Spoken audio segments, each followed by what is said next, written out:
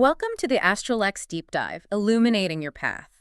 I'm Lunaria Selene, your intuitive guide. And I'm Solarian Zephyr, your cosmic strategist. We bridge celestial wisdom. Unlock your modern path. Discover guiding starlight insights. Explore powerful cosmic energies. How do planetary transits shape your story today? So today's deep dive is really special. We're focusing on a forecast called the Graceful Harbormaster 2025 Forecast. Yeah. And it's been created specifically for you, our listener. It really is, and it introduces this wonderful celestial archetype just for you. The Graceful Harbormaster. It's a blend, isn't it? Your Libra Sun, that waymaster of cosmic justice, meeting your Cancer Rising, the nurturing lighthouse keeper of the soul. That blend is key. The main themes here are all about balancing the scales, but doing it from the heart's harbor. It's about finding that harmony and fairness your Libra side craves, while also fiercely protecting your emotional sanctuary. That's the Cancer Rising, needing that deep sense of security. And the source itself, it takes a really interesting multi-layered approach. It looks at the quantum astrology landscape for the year. Right, the big picture transits. Exactly. And then somatic resonance, how you might actually feel these energies in your body. Plus historical and cultural links. Rounding it. An interactive journey with things like journal prompts and rituals. And finally, potential future forecasts, different paths you might take. So our goal today really is to unpack all of this with you, to translate these cosmic insights so you can see what 2025 might hold for you, the Graceful Harbormaster. Okay, let's dive into that quantum astrology landscape for 2025. According to this forecast, what are the main planetary energies shaping the year for this Libra Sun Cancer Rising profile? Well, the source highlights a few major players. First up, and it's a big one, is Pluto. We're in the final stretch of Pluto's journey through Capricorn. Okay. This hits your 10th house career, public image legacy pretty intensely from January through May. The 10th house, that's how the world sees you professionally, right? Your contribution. So Pluto there, what does that mean? Transformation. Power. Exactly. The forecast calls it a karmic gravity well. Which is quite an image. It is. Think of it like this intense pull bringing up all the buried stuff related to authority, ambition, power dynamics in your professional world. It's demanding a real clear out. Wow. So for you, the Graceful Harbormaster, this isn't just about work changes. Your Libra Sun wants things smooth and harmonious out there. But Pluto demands truth. And with Cancer rising, that need for emotional integrity is so fundamental. So this transit sounds like it's really asking, is your public life actually aligned with your true emotional core? Spot on. It's basically testing if that external harmony is, real on the inside. Then, later in the year, around November, Pluto dips into Aquarius in your 11th house. Okay, a little preview. Exactly. The source calls this bit quantum entanglement, hinting that this deep power transformation is going to start rippling out into your communities, your networks, your collective ideals. It shows where this energy is heading long term. It's fascinating. Starts personal and public, then hints at broader connection. What's next on the cosmic agenda? Saturn and Pisces. And for you, Saturn is moving through your 4th house. The 4th. Home, family, roots. That's really sensitive territory for a Cancer rising, isn't it? Deepest foundation. It really is, your inner sanctuary. The forecast describes this as Saturn, the planet of structure, its structural resonance meeting the quantum fluidity of Neptune, Pisces ruler. So structure meets flow sounds like a challenge. It is. The challenge is to build real, solid, compassionate boundaries, that's Saturn, around those deep, sometimes messy, emotional currents of home and family, Pisces in the 4th. That speaks directly to the Graceful Harbormaster. Your Libra side might want to smooth things over at home, avoid conflict. But Saturn here says, no, you need loving structure. You need to dissolve old family patterns, maybe unhealthy ones, but with clarity and firmness, not just going with the flow to keep peace. Exactly. It's essential work for building that truly secure emotional base you need. Okay, then there's Jupiter, planet of luck, expansion. Good stuff. Hopefully. Jupiter starts 2025 in Gemini, and that lights up your 7th house relationships from about May to June. 7th house, partnerships. Jupiter there sounds like good news for connections. It definitely brings potential. The source calls it information entanglement. I think lots of communication, networking, negotiations bubbling up in your one-on-one partnerships, expanding how you relate. Okay, interesting. But then Jupiter makes a big move, right? Into Cancer from June onwards, and it lands in your 8th house. That feels huge for a Cancer rising. It is significant. The 8th house is deep waters, intimacy, shared finances, shared energy, psychological depths. Here, Jupiter's expansion meets your core Cancerian nature. The forecast uses the term gravitational lensing. Gravitational lensing, what does that imply? It means Jupiter's magnifying everything in that eighth house realm, not just surface connections, but deep emotional bonds, intuitive hits, the potential for really profound transformation and healing within your most intimate relationships and within yourself. Wow. So it's not just about more connection, it's about deeper connection. Share vulnerability, psychological growth, maybe even tapping into psychic stuff. That resonates so much with Cancer rising. Absolutely massive potential there. And then we can't forget the eclipses in 2025. They're happening on the Aries-Libra axis. Which directly hits your first and seventh houses, the self and the other, your Cancer rising identity versus your Libra Sun relationship focus. That's pretty central. Couldn't be more direct. The source calls them reality phase shifts, which feels right for eclipses. They force a quick, sometimes jarring recalibration. For you, it's all about rebalancing your own needs, your sense of self, that's first house Cancer rising, Aries energy, with the dynamics of your key relationships, seventh house Libra Sun territory. I can see the tension there. That deep Cancerian need for self-protection versus the Libra desire for partnership harmony. The eclipses are pushing for, more authentic self-assertion within the relationship? Not sacrificing yourself for peace? Precisely. Redefining partnership from a place of feeling solid in yourself. And one more quick hit, Mars, planet of action. It's in Gemini, also in your seventh house during July and August. More seventh house action, Mars there. Things could get a bit heated. Energetic, maybe? Definitely energetic. It fuels direct talk, negotiations, standing up for your needs and partnerships, which can be great. But the source does caution, channel it consciously. Otherwise, yeah, potential for arguments, scattered energy, verbal sparring. So between Jupiter expanding, Mars pushing, and the eclipses forcing a reset, your relationship world is really getting a workout this year, asking for honesty, balance, and a stronger sense of self. Now, what I find really fascinating is how the forecast connects all these big planetary shifts to how they might actually feel physically. Somatic resonance, it's called, like your body's talking to you. Okay, I'm intrigued. How might these transits show up physically for the Graceful Harbormaster? Well, the source gives some specific examples. For instance, that Pluto in Capricorn transit in your 10th house, affecting career and public image. You might feel a kind of deep pressure. Pressure where, exactly? Often in the spine, particularly upper back and shoulders and the solar plexus area. And it's not just random aches. The source links this feeling directly to the weight of responsibility or navigating those power dynamics at work or tension during big moments where your reputation feels on the line. It's like your body's physically holding that outer world stress. That makes so much sense. Literally shouldering responsibility. Okay, what about Saturn and Pisces in the 4th house? Home, roots, emotions. That one's described more as a kind of dull ache, or maybe a feeling of heaviness, often felt in the chest, the heart area, Cancer's domain, right? Also, maybe lower abdomen, womb space, your core roots, and sometimes even the knees, which connect to Saturn and carrying burdens. The source suggests this feeling relates to, well, ancestral stuff, stress around home or family, or just the sheer effort of trying to contain deep feelings or set those needed boundaries. Could even be a bit of brain fog or watery eyes, reflecting that Pisces influence. That feeling of heaviness really connects to the emotional weight Saturn's asking you to structure, and Jupiter moving into Cancer in the 8th. How does expansion feel down there in the depths? That's described quite differently, more like a warming, expanding sensation. You might feel it in the lower abdomen, pelvic area, sometimes even a buzzing feeling or energy in the hands. It's the physical sense of intimacy deepening, shared energy flowing, those intuitive insights really landing, a feeling of opening up. Ah, like a tangible sense of potential growing inside. And Mars, in Gemini in the 7th, relationship communication during the summer. That often shows up as a kind of buzzing, active energy. Felt mostly in the arms, shoulders, and throat, all linked to communication and taking action, right? It's the body gearing up for conversation, negotiation. But the caution is, if that energy gets blocked or turns argumentative, you might feel actual tension there, like a tight jaw, stiff shoulders, maybe even a strained voice. It's incredible, really, how our bodies tune into these larger cycles. Paying attention to these physical cues sounds like a really valuable tool for navigating 2025.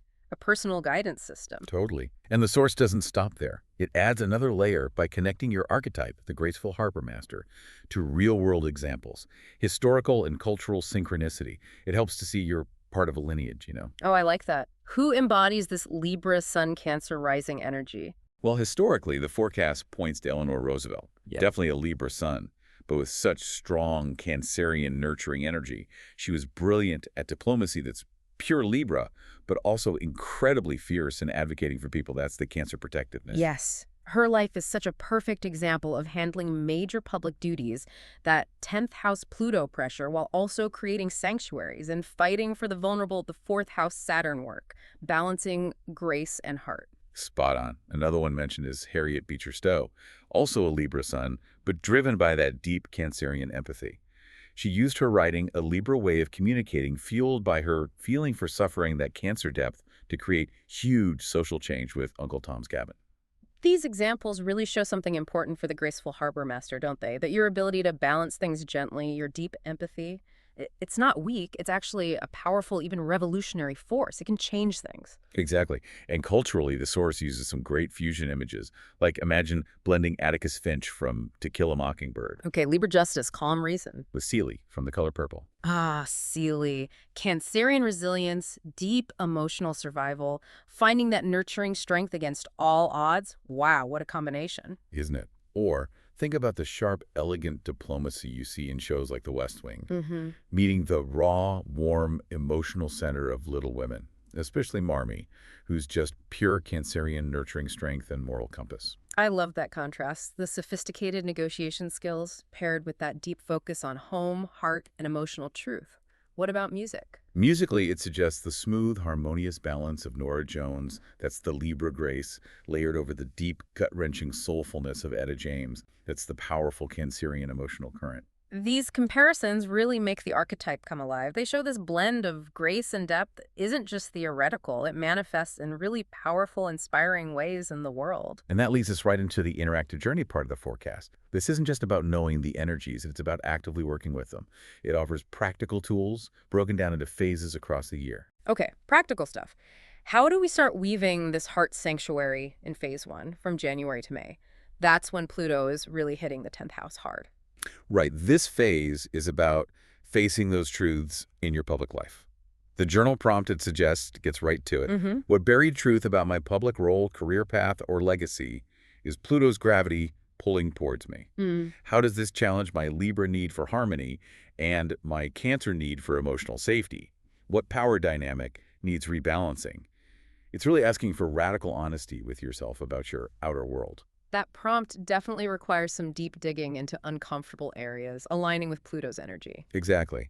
And for a ritual, the source suggests the ritual of the anchored self. It's timed around the Cancer new moon in July, but the theme fits this initial phase. Basically, you create a sacred space, light a silver candle for Cancer energy, and hold two objects. One represents your public self, like a work bag or something, symbolizing ambition. Okay. And the other represents your private heart, maybe a shell or a family photo. Then you put them on a scale, right? Symbolizing Libra balance. Breathe into them, visualize connecting chords of light, and say an affirmation like, my public face honors my pride at heart. My sanctuary grounds my purpose. That sounds like a beautiful way to integrate those parts. It really is. And for embodiment, there's the releasing the shouldered weight exercise. You stand tall, inhale, really feel that tension in your shoulders and solar plexus, that Pluto 10th house pressure we talked about. Then exhale forcefully, bend your knees, and literally shake out that weight. Repeat it a few times, then finish with hands on your heart. Cancer, breathing in self-compassion, breathing out Libra grace. It helps physically process the stress. I like that physical release. Okay, phase 2, heart of the home and self versus other. This covers March to September, featuring those intense eclipses on the 1st, 7th axis and Saturn in the 4th. Yeah, this is where the balancing act really heats up. The journal prompt for after the September Libra eclipse is key. How did the eclipse eliminate the balance or imbalance between my own needs, 1st house, and the needs of my closest relationships, 7th house? Right, getting specific about the eclipse impact. And then connecting it. What structure, Saturn, must I lovingly build within my emotional foundation, 4th house, to support true partnership? It ties the personal shifts directly to the foundational work needed at home. And the ritual for this phase, given the eclipse energy. It's called the Ritual of the Courageous Heart, linked to the Aries full moon eclipse back in March. Yeah. You use 2 candles, red for Aries self, pink for Libra partnership. Sit between them. Oh. Write down a need you've been suppressing, maybe a Cancerian need for safety or an Aries need for assertion on red paper. Write a relational need on pink paper, then safely burn both, saying something like, I release the old imbalance. My heart's fire fuels my grace. It's about actively claiming both self and connection. That feels powerful. And the embodiment for phase 2, Saturn's compassionate container, that sounds vital for handling Saturn in the sensitive 4th house. It really does. You sit comfortably, place one hand on your heart, Cancer, and the other on your lower belly, 4th house roots. Inhale, and imagine Saturn's energy forming a safe, warm, structured container around your emotional self. Okay, like a protective shell. Exactly. But then, as you exhale, invite Neptune's piscine fluidity to soften any rigidity within that container. So you have structure, but also healthy emotional flow. Not collapsing, but not becoming brittle either. The breath affirmation helps. I am safe, I am fluid, I am contained. Building strength with flexibility. That's a beautiful image.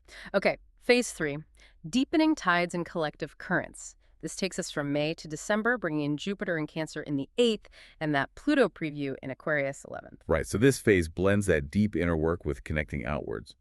As Jupiter enters Cancer around June 25th, the journal prompt focuses on that. Jupiter expands my depths, 8th house. What hidden truth, intimate bond, or shared resource is calling for growth? Inviting the expansion. How can I embrace transformative vulnerability, Cancer, while maintaining my inner balance, Libra, and discernment? It's about welcoming that 8th house growth while staying grounded. And the ritual here, the ritual of the oceanic heart for the Libra new moon in September sounds lovely. It does. It's about inviting abundance from those deep places. You fill a nice bowl, Libra, with salt water, Cancer. Add maybe rose petals, Libra, or a moonstone, Cancer feminine. Write an intention about intimacy, shared resources, or inner transformation on a bay leaf and float it. Light a white candle. And affirm. I open my heart's harbor to receive abundance. Grace guides my depths. Then you watch your hands in the water, sealing it. It's very watery and receptive. Beautiful. And the final embodiment exercise, connecting the personal depths to the collective currents. That's the quantum entanglement embrace. You stand or sit, inhale, and draw energy up from your pelvic floor, that 8th house Jupiter power. Feel it warm and expand. Then exhale, sending that energy out through your heart. Your Cancer-Libra balance point towards your connections, your networks, the collective, that Pluto in Aquarius 11th house energy. Okay. Sending energy out. And then inhale again, drawing collective wisdom, innovative ideas, Pluto in Aquarius, back into your heart. Receiving too. Exactly. And exhale one last time, grounding all that integrated energy down through your feet. It's an exercise in feeling that two-way flow between your deepest self and the wider world. These practices really offer concrete ways to engage with the year's potential. Building on all that, the forecast wraps up with future forecasting. It lays out 3 potential outcomes, or tides, for you, the Graceful Harbormaster, emphasizing that your choices throughout 2025 really shape which path you navigate. Right. These aren't set in stone. They're possibilities based on how you engage. The first one described as the sanctuary architect. And this path comes from really leaning into those Saturn in the 4th and Jupiter in the 8th energies, the home, roots, intimacy work. Exactly. If you prioritize that deep emotional work, building your inner sanctuary, the outcome is described as profound fulfillment, a secure base, strong healing partnerships, and leaving a legacy of compassionate balance. The key choice is choosing that depth over more superficial demands. That sounds like really honoring your Cancerian core while using Libra grace to build deep, meaningful connections. What's the second possibility? The diplomatic revolutionary. This one emerges if you focus more on mastering the Pluto challenges in the 10th and 11th houses and really engaging with the eclipse energy. So more outward focused, leading change. Potentially, yes. Yes. The outcome could be significant public impact, maybe leadership in causes you care about, forming powerful alliances. But the source also notes potential downsides, maybe emotional burnout or friction in relationships that needs constant attention and rebalancing. The key choice here is about channeling that Cancerian protectiveness outward, using your Libra skills for change, but, and this is crucial, without neglecting your own inner needs, your own harbor, balancing the revolution with self-care and relational harmony. That makes sense. And the third potential tide. This one's called the withdrawn peacekeeper, and it's presented as what might happen if you resist the calls for change, avoid dealing with the Pluto stuff, or suppress your own needs during the eclipses to avoid conflict. What's the outcome of that avoidance? The source suggests things like stagnation, maybe feeling stuck in your career, ongoing dissatisfaction in relationships because your real needs aren't being met, emotional burnout from trying too hard to keep everything smooth on the surface, and even potential health issues cropping up from that suppressed stress. The core choice leading here is basically avoiding the necessary confrontations with authority, with partners, even with your own deeper needs, choosing external peace over internal truth. It really highlights how 2025 is presenting these powerful invitations to grow, to be more authentic, to set boundaries, and your conscious choices really do steer the ship. Absolutely. Your engagement is everything. And to help integrate all this and empower you for the year, the Source offers a beautiful mantra just for the Graceful Harbormaster. Let's share that. A guiding light for the year. My heart is the harbor. My scales seek the true tide. I build sanctuary with strength, navigate depths with grace. From the wellspring of feeling, I balance the world. I am the lighthouse, the diplomat, the keeper of the soul's shore. Such a powerful affirmation. As you navigate 2025, remember that strength you find in tending your inner world, your harbor, and the grace you naturally possess to meet the outer world. Balancing that deep feeling with harmony, that's your gift this year. The question is, which tide will you choose to navigate? As our cosmic journey concludes, Dive deeper into your unique path. request your email audio reading now. Find the link in the description below. Explore episode resources and links. All details are waiting for you there. Ignite. Become. Have subscribed for Starlight Insights. Thank you for joining us.